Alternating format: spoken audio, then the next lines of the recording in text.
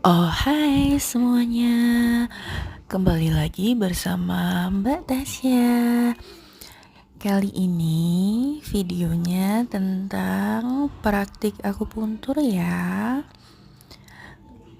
Nah, jadi kerjaan utama aku itu selain ibu rumah tangga, aku juga seorang terapis akupuntur, bekam, pijat bayi, pijat dewasa, terutama pijat hamil, pijat laktasi gitu-gitu ya.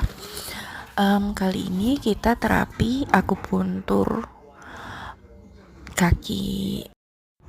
Akupuntur kaki. Nah, kita bisa lihat itu kan getarannya lebih kerasa banget di kaki ya, lebih kenceng banget karena keluhannya di kaki. See you next video, bye bye.